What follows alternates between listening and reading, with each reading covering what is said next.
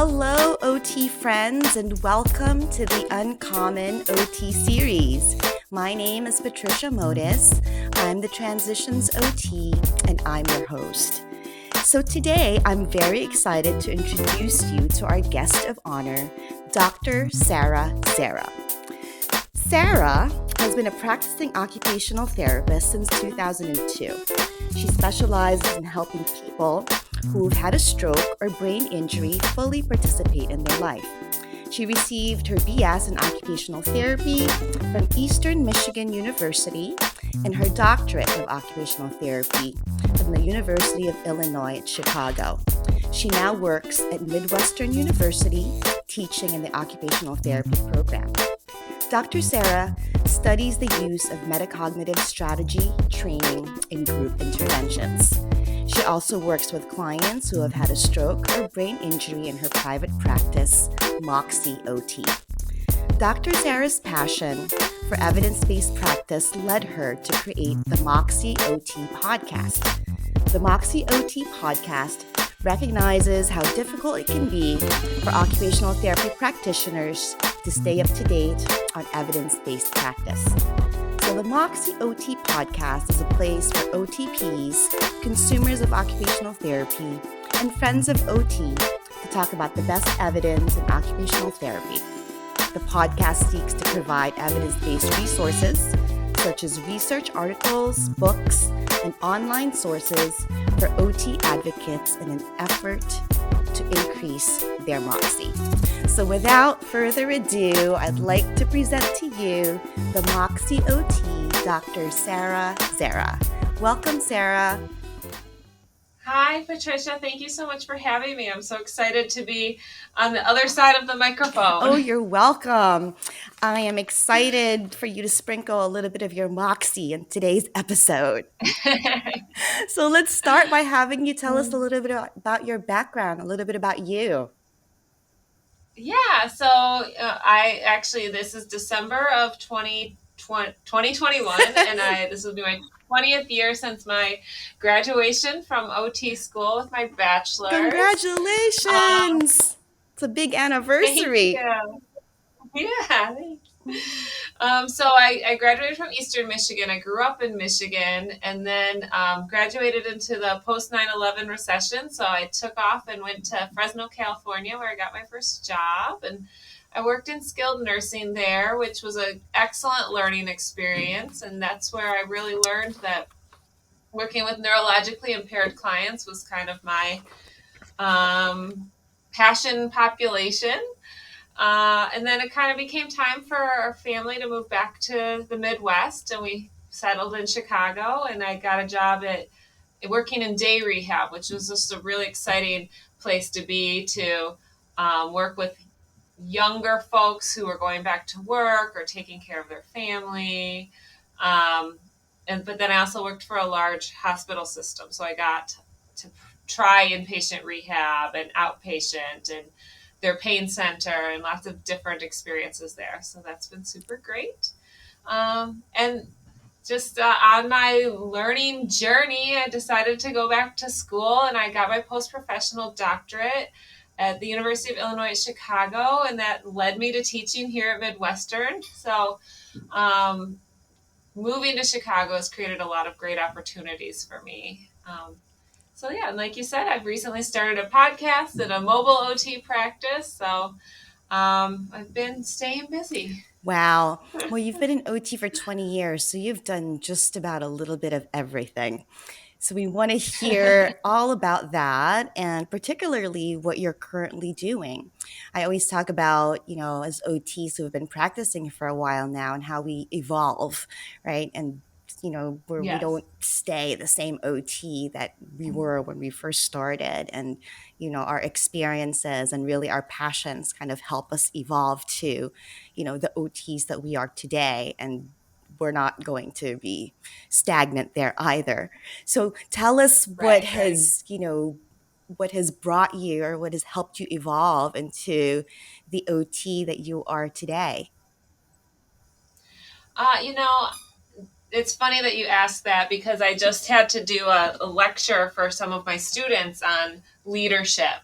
And really reflecting on my journey has been all of the amazing people that have led me along the way, from my first mentors at my first job that really encouraged me to, go out and take those CE courses and take on these more challenging clients, to working at the Shirley Ryan Ability Lab, where there were certain expectations put on me that I would join committees and create special projects. And um, that was also a place where I learned a lot about research and the impact of research and evidence-based Mm-hmm. practice.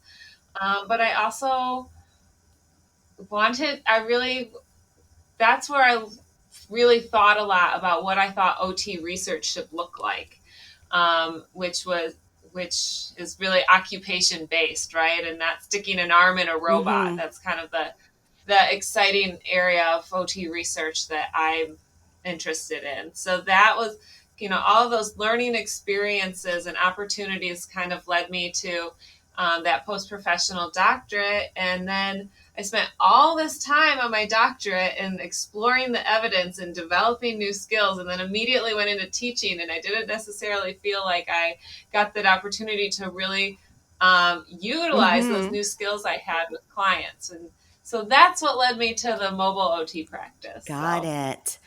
And again, I love that evolution, right? It's you yeah, didn't necessarily have it all planned out, but you're professionally seeking other ways to, express your practice, right? And that right, wasn't being right. satisfied through just simply teaching. You wanted to actually apply the practice yourself in, working with clients. So I love that we have that versatility and, Yes, ability to take on sort of different roles as OTs. absolutely. There's no reason to ever be bored as an No. OT. In fact, most OTs that I know have at least like 3 or 4 jobs, right? Right? So you also talked a little bit about mentors and, each of these individuals really adding to your knowledge base, your skills, and your repertoire, I think. I Hmm. completely agree with that too. Have there been any particular mentors that you would like to highlight who have, it seems that every guest of mine has that like one person or couple of people who really helped them, encourage them in their path. So do you have anybody in mind? Yeah, so a couple of the mentors that have most recently, I think, been very influential was, I'll go back to my first mentor at the Shirley Ryan Ability Lab, Susan. She They have a formal mentoring program. So that's a really great opportunity to kind of really understand the organization and expectations. But the mentorship never ends when the formal process, wraps up. Mm-hmm. Like, I've noticed that we all stay very connected to our mentors and mentees. But so she really encouraged me. She also had a role in their academy, so their clinical education side. So suddenly, now that I'd gained some more experience, she was asking me to teach and to take, join these other committees and take on more things. So she really helped me develop my skills. And then a little more recently, my friend Mark, we worked together back there in the day rehab, and then he went to Midwestern University Mm-hmm. first. So he has really mentored me all along this academic career, from writing my letter of recommendation to get into my post-professional doctorate to those, kind of just beginning stages of teaching and understanding our curriculum and expectations, to most recently, you and I before the podcast were chatting about how I literally just submitted a grant today to AOTF, and he helped me along that process in a previous smaller grant that I received as well. So those are two of the folks that really stand out. All my mentors have been so meaningful to me. Well, congratulations on the grant application. Maybe we can segue into that a little bit because I want you to tell us more about the uncommon OT work that you've been up to lately. I say work because it's several. And I Yeah. think that applying for this grant falls under that category. So do you mind telling us a little bit about that first? Yeah, absolutely. I'll go ahead and kind of start from the very evolution of this project. So when I went back for my post-professional OTD, I knew I would be doing something that I could implement in-day rehab because that was the best use of my time and my resources and my passions. And the in-day rehab, they do a lot of group interventions. And like I said, I was also working with a lot of these, folks that had had strokes and brain injuries and other neurological impairments, and then were going back to work or to school or to childcare. And so I was really thinking about how can we best support these folks as executive functioning to be able to do these things. And as I started exploring the research and the evidence, the co-op approach really stood out. So that, along with, there's a lot of other coincidental things that it's always so amazing when you look back on how things come together. But that was the same. The Shirley Ryan Ability Lab was also creating its functional cognition program at that time. And so they also chose the co-op approach to lead that. So I was enmeshed in that at the same time, which was just such a lucky experience. But so I started trying to use the co-op approach with my clients in day rehab, and I struggled. It just was not working because those clients that are so perfect for this approach and for all these goals that I was thinking about were always grouped, and I didn't know how to make this approach work in a group. So I made it work. That was my OTD project. Was I created a co-op group for adults and implemented it there. So Zera, can you tell our listeners briefly what a co-op approach is? Thank you so much. Yes, let me do that. So a lot of our listeners might be familiar with goal, plan, do, check. So the co-op approach is a problem-solving approach or a metacognitive strategy approach to help folks achieve their occupational performance goals. So through they call it the global problem solving strategy, that's goal, plan, do, check. And then you're cueing or guided discovery as an occupational therapist to help the clients identify their task specific goals. So, for one example, I had a client who really wanted to be able to go out and get coffee. And so he needed to problem solve, how do I walk far enough to get to Whole Foods to get my coffee? Do I need to take my wheelchair? Do I need to take my caregiver? Problem solving through all of those steps. Got it. So that's the super cool part about it, is it's all occupation based. And so then they learn this global problem solving strategy that then they can apply it to other tasks, and you don't need an OT then to help you every time you approach a new problem. Got it. So it's goal, plan, do, meaning actually go do it, and then check. And then check, did my plan work? Okay, got it. And they have a real specific check, which is cool.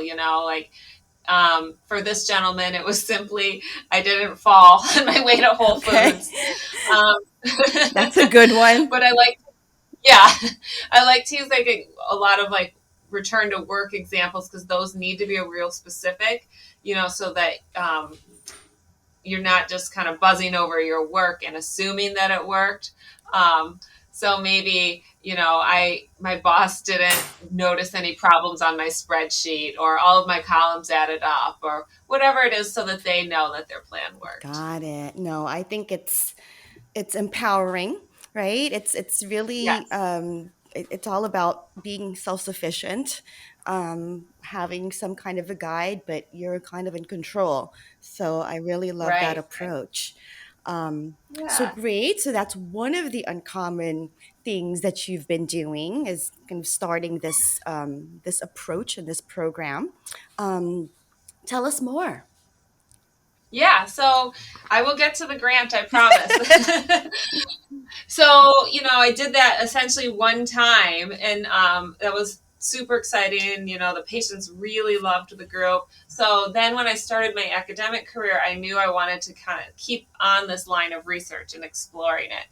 So, and I guess I want to point out too that there have been several times where I have applied for grants or fellowships and haven't gotten them, but I learned so much about the research process, and I want to share that Mm-hmm. because, I just think it's so important that we do see those, fail learns Yes. as that, and not just kind of give up on those processes. But I did finally get a small grant here at Midwestern University. And so I was able to, that was a 1-year grant, and I was able to do 2 of these groups in day rehab with that grant. So that was super exciting. Congratulations on that. Thank you. Yeah, and again, the patients really liked it. The OTs are seeing the value in this occupation-based approach, that homework is a huge part of this approach. So they're going home and they're doing things, and watching the clients take on new challenges that they didn't even write goals for the Mm-hmm. group. Like I always remember this one gal,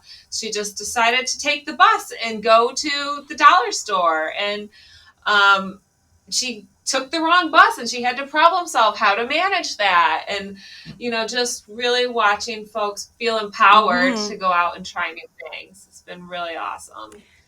And so, so now I want to keep, all of this has been very small sample sizes. So I have not been able to show statistical significance. I think it'll be a long time before I can, but I want to keep on this vein of research. So I just applied for the American Occupational Therapy Foundation research implementation grant. So because this approach is evidence-based, we can do it in rehab. Mm-hmm. So we're using an implementation grant to look at how we can support the OTs and in using this approach in their practice. So Fantastic. I love everything about it.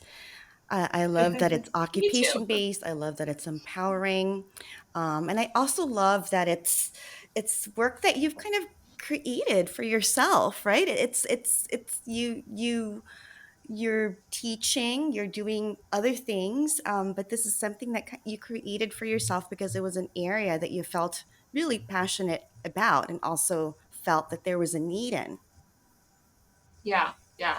That's, I think when you see a need and then you're able to, I don't know, fulfill that need is quite the right phrasing as the OTs, but, fill that gap, Mm-hmm. I think is really exciting. And that's when you really see folks' passion and energy goes into something because they're understanding the power behind the work. Yes, I 100% believe that too.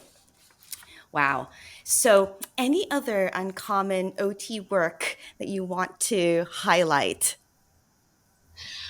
Sure. Well, we can talk about my podcast. Yes. Yeah, that was a passion project that kind of came out of the pandemic. My husband is a techie guy. He's a web developer by day and a podcast producer / live streamer by night and weekend. Um, and a musician as well. So he already had like microphones and recording equipment and all of this stuff. And because he was working from home since he's in the tech industry, I could really see that he needed opportunities to connect with others. So that's been just a really fun opportunity. We've reconnected with a lot of our old OT friends that maybe we hadn't seen since the pandemic Mm-hmm. started. And yeah, and I've gotten to learn about different areas of OT as well. So it's just been a really fun experience. I love it. And I also, you're intertwining the research piece into Right, your right. podcasting too. So again, blending all of your passions together, including your husband. Right, yes. And I have to say, like, that has been just really fun for us to have something new and different to talk about and, to work on together. And That's so I've enjoyed fantastic. That's that. great. Yeah. So I've been a guest on your podcast. Can you tell us a little bit about what you talk about and what is the theme of your podcast? Yeah. So the theme, we're the Moxie OT podcast, and the theme is really evidence-based practice. And empowering OTs to feel that they can be strong advocates for the OT profession because they understand the evidence. That's really my goal. So, it's just really fun to talk to OTs about all the amazing things that they're doing. And then I always make sure that I back up their work with some evidence. And usually, OTs will come to me like, you brought that awesome book to your podcast episode. I'll pull an article or two, and I'll usually talk about something like that after the podcast. And then we'll post just tons of resources on the website for folks to go explore. So It's great. So you're doing the podcasting, you're doing the research work, you're also doing some community work. yeah. Yeah, so I'm also the Moxie mobile OT, and like I mentioned earlier, I had done all of this work to learn about the co-op approach and to learn about the best strategies to help folks that have had strokes and brain injuries, and then went right into teaching. And again, kind of in the pandemic and maybe wanting a little bit more control over my life, I started this mobile OT business. When I think back to, I've also just been so inspired by other OTs who have become entrepreneurs. I've been exploring that for a little while, actually, because of my teaching career. I have a course, our Professional Development 3 course, where we really just talk about where do you want to go in your career and how do you, set that roadmap for where you're going.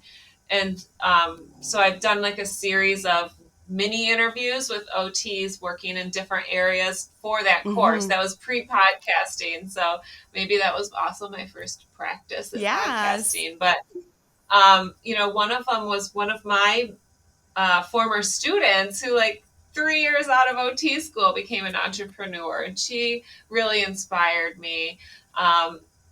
And I know, Patricia, I think we met over social media. There's so many OTs out there doing awesome entrepreneurial work that it really just empowered me to give it a try. Yes.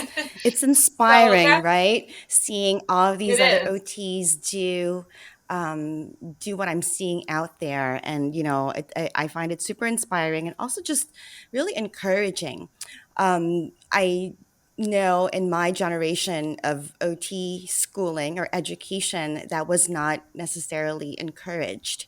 We didn't see a lot of OTs, maybe OTs with pediatric practices, right? OTs who would have a sensory gym.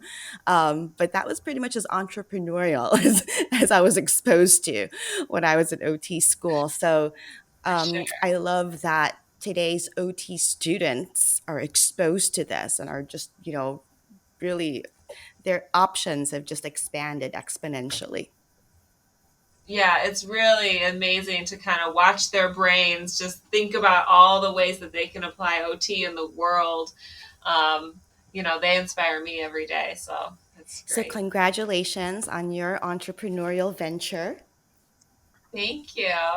So yeah, and I'm getting to do the OT that I talked about doing back when I was a student. I can remember we had to write goals, and it was like, I want to be working in the community with my patients. And as the mobile OT, I can actually do that. I'm in their home, or if we want to meet at the store, we can, we can make it work. I have a gentleman right now who really wants to get back out into the community, and I've got plans to be taking cabs and going to fitness classes and lots of fun stuff. Oh, fantastic.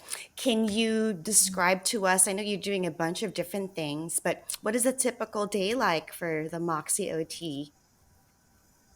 Well, I would guess for me, I know I'm the Moxie OT, but a typical day is pretty busy right now because it's waking up early, doing my morning routine. I really like to get my exercise out of the way in the morning, and then going to work at Midwestern and being the professor, and then heading out and seeing my mobile clients after that.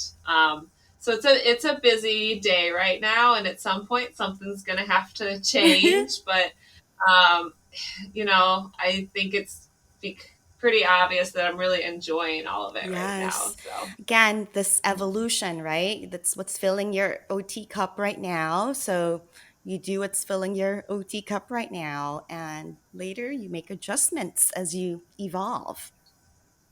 right. And we are so fortunate to have that freedom and opportunity to keep evolving and changing. And Yes. Are there any specific skills that you have uh, gained over the years that you think you use in all of these OT roles that you have? yeah, I mean, I think one is flexibility. I think being able to kind of change gears relatively quickly is always important as an OT, no matter what area of practice you're in. You have Absolutely. that plan for what's going to work today, and you need to change gears. And that happens in the classroom, Mm-hmm. and that can be, that's definitely like my least area of experience at the moment. And so that can be challenging to go, well, you guys, this is the PowerPoint I prepared. I'm not prepared to talk to you about that question that you're asking me right now. So that's definitely a big one. I think also just learning to speak about OT to lots of different folks that Mm-hmm. may or may not even have ever heard of OT. That's where I'm probably challenged the most right now as I try to market myself. How do I go into a totally non healthcare environment and share with folks what I'm doing and how I might support somebody that they know. Yes. I love that because, I guess in the teaching capacity, you're talking to OTs, right? Or future OTs. So Right, you're right. using the lingo. But out there in the Yeah, community, it can't be ADLs, right? right. And even we have to explain what occupation is. Yes. And yeah. Yeah. Um, I'm curious, how have you been explaining occupations to your community clients? Well, I always explain occupations as the things we need to do or want to do. Yes. So that, that's kind of short and sweet. And then, you're always kind of looking to see if light bulbs are going on with folks. So Yes. I'll often try to explain that my ideal client is, graduated from rehab, but might not be back to some of those really important things like Mm-hmm. going back to work or, going to their fitness classes or doing whatever it is that brings meaning to their day. Yes. So where do you get your referrals for your community private practice clients?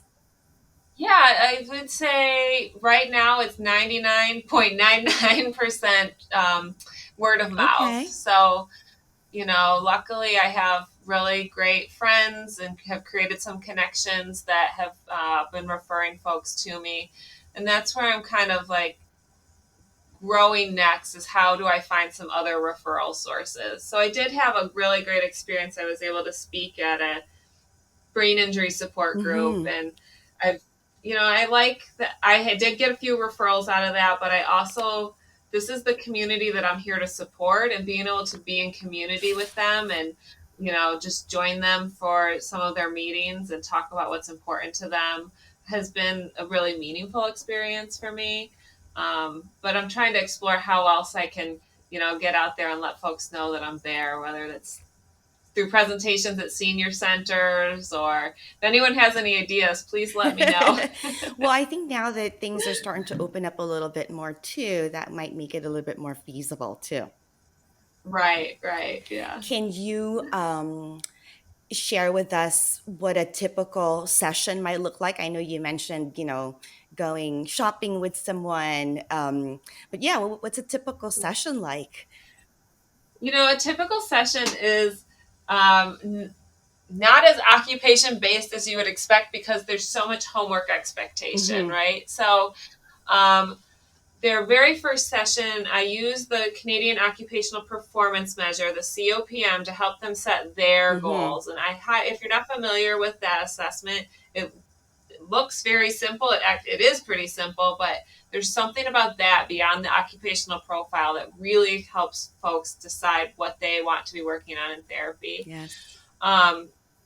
And so then the next session, I teach them the goal, plan, do, check. And there's a nice schematic, where they can kind of understand how this is actually a cyclical process. So they, if their check didn't work, that's okay. They create a new plan. And then we start with creating those plans. So they choose one of their COPM goals, and then they create a plan to achieve that goal. So I had a gentleman who he was missing appointments. Mm-hmm. He was pretty disorganized with his calendars. He was actually using like 3 or 4 different calendars. Uh-huh.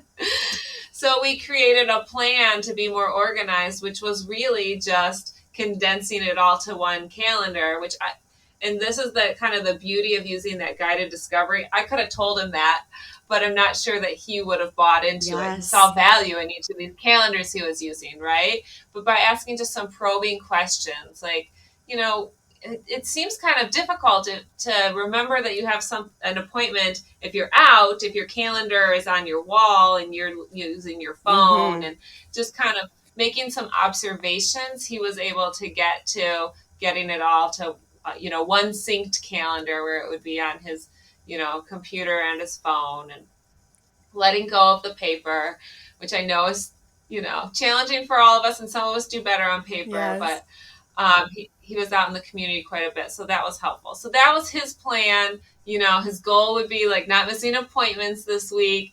And then his check would be, did I miss an appointment? Yes. So, that's kind of an example. And we did do that in the moment, but sometimes it's a little bit more homework based. Mm-hmm. I had somebody who was working on a job search. So her plan was, I'm going to finish my resume by Tuesday. I'm going to have someone proofread it for me by the next week. Creating those plans for how she was going to achieve those goals over the next week. I love it. I love that you kind of broke it down for us in the assessment piece and literally through the goal planning. So it's super clear to me, and I can't wait to use it. I can't wait to try it. I think this is probably one of the most popular um, problems I've ever had to deal with throughout my OT career is missed appointments. People miss their Yeah, right. people miss their appointments for a variety of reasons, crises, memory issues, right? Or just Yeah. not wanting to go to those appointments. So I think this is a really great way of how you outline typically what would happen when somebody would have 4 calendars because that's Yeah. just the way that their mind is working right now, right? They feel like they need that many for whatever reason. But really, being respectful of that, right? So again, super OT, considering that piece and, sort of why would this gentleman have that versus just telling him to just stick to one, right? Right. Yeah. That's definitely an approach I've tried for plenty of years in my career, and it didn't work, so. Yes.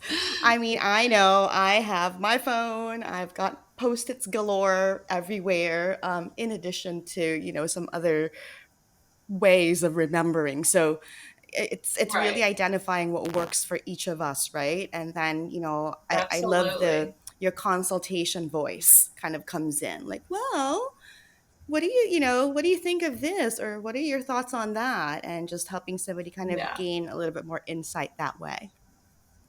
Yeah. Yeah, for sure. So I love your community based work.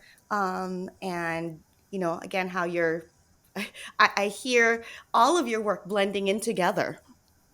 It does. Yeah. And that's the dream, right? It sure is. And I think once you've been practicing for a while, I talk about this all the time too. It just kind of happens organically. And sometimes it surprises me like, oh, they connect too. Wonderful. And it's as if Yeah. I'm not surprised, but still I'm a little bit surprised. But I think it's just more an excited kind of way. Right?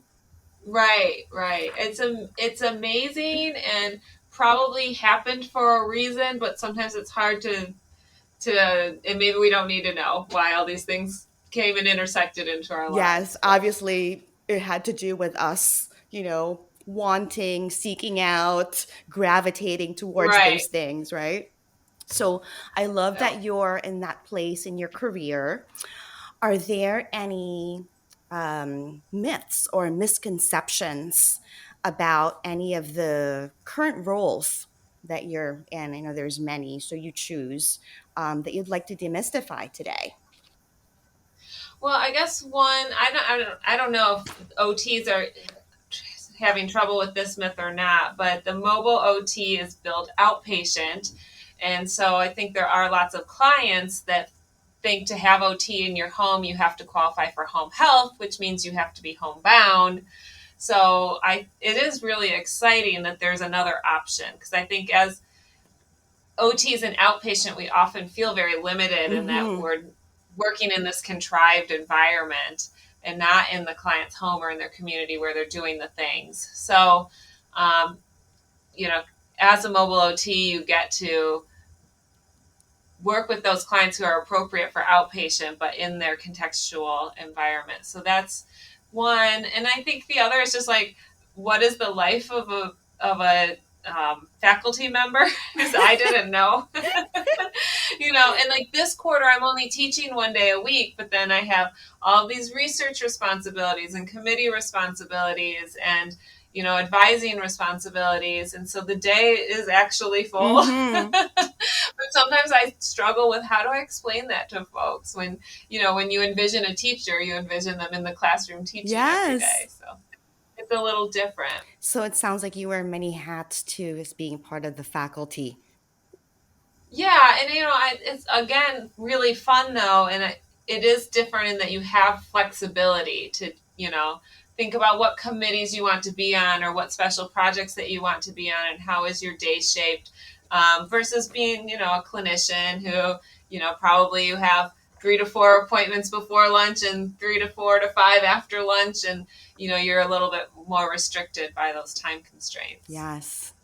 Well, I love that your day and your week is spiced up and doing again different things, and you probably throw in a Yeah. podcast interview somewhere there in between, right? Yeah. 7 or 8 or Saturday. Yeah. Somewhere There's a around there. podcast. So Yeah. tell us a little bit more about I guess switching gears a little bit to salary and money matters, right? Maybe focusing on the community, the mobile work that you do. You talked a little bit about billing. Do you accept Mm-hmm. insurance? How do you get paid for that work?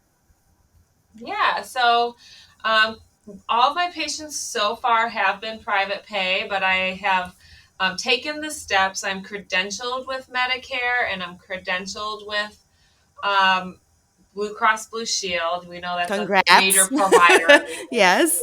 Thanks. So I'm kind of looking forward to that next challenge when I get the next client that has one of those carriers, that to learn that process. And I am a little bit nervous isn't quite the right word, but it feels very daunting to figure out how to bill insurance, or to bill particularly Medicare.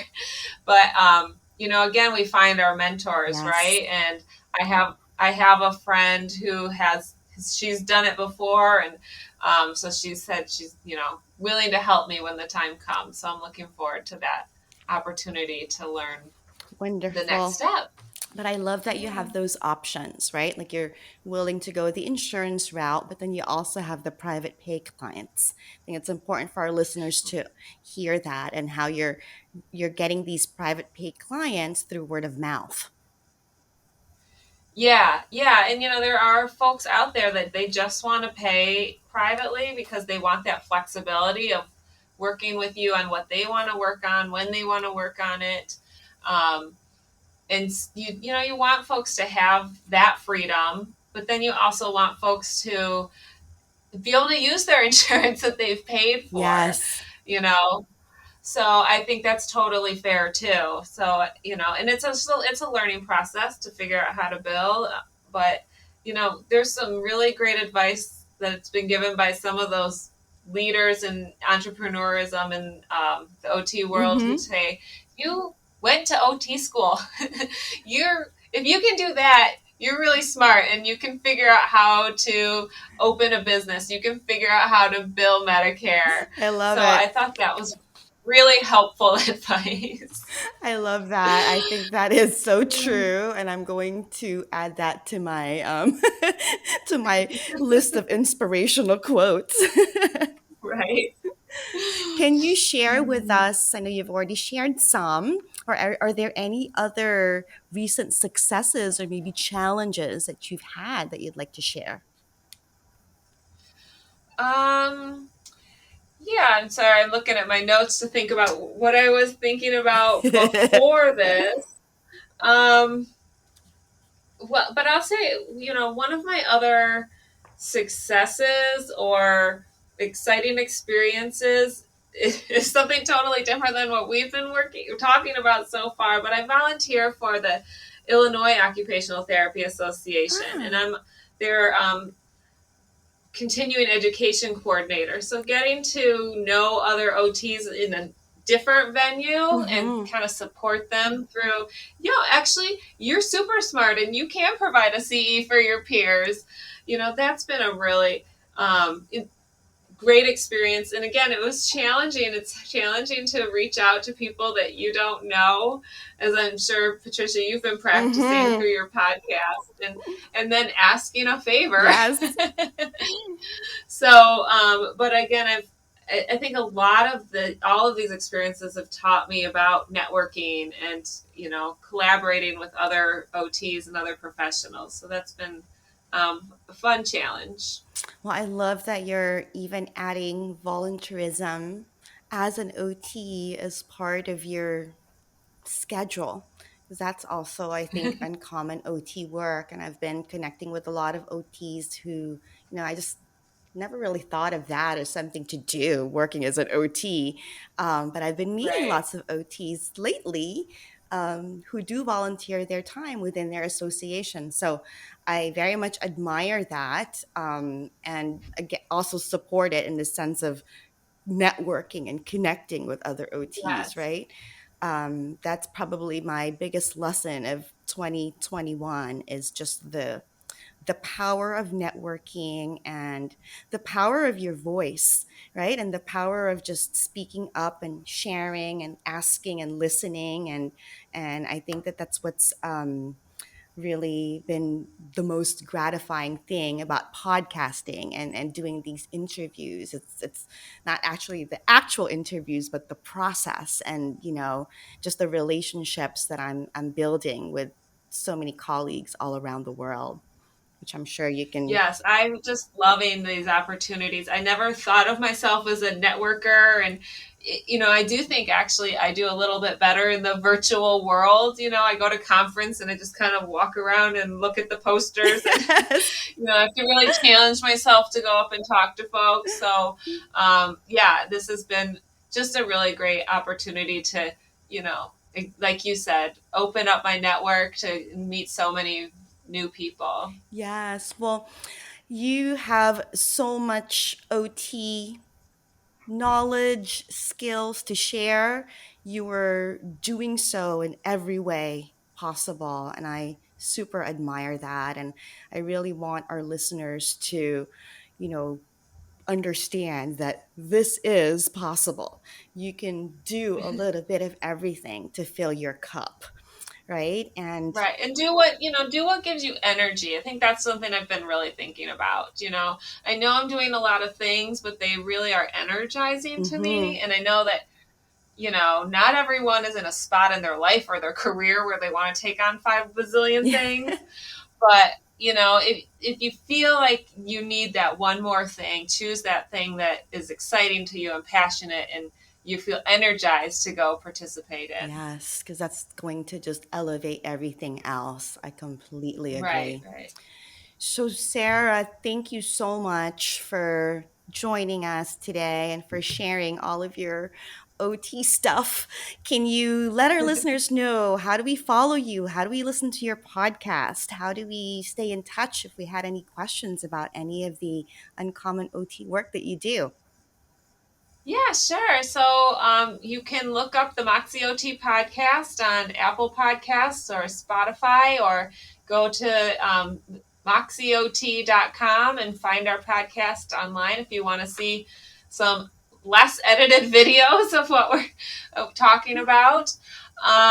You can find us on Instagram, either Moxie OT for the private practice or the Moxie OT podcast for the podcast. So feel free to reach out to me through any of those venues, and I'd be happy to talk to anyone.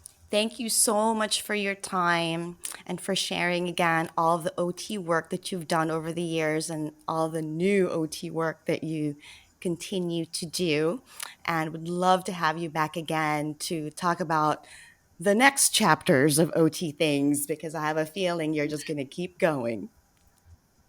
We'll see what happens. But thank you so much for your time, and it's been so great getting to know you through co-podcasting processes, and I look forward to continuing our relationship. Same here. Thank you, Zera. And that wraps up another inspiring episode of the Uncommon OT series. Connect with me at www.transitionsot.com. And don't forget to sign up to be part of the Transitions OT community. By doing so, you'll receive my latest compiled list of uncommon OT practice settings, the latest news on mentoring offerings, uncommon OT live events, non-traditional OT resources, and more. You may also follow me on my social media pages on Instagram and LinkedIn. And if you love this episode, head on over to Spotify, Stitcher, Apple, and Google Podcasts to follow, rate, and leave a review. I also ask you to consider pledging your support to my Passion Podcast project by being a patron on Patreon. It is very much appreciated. Sending big OT love. Thank you so much for listening. Until next time.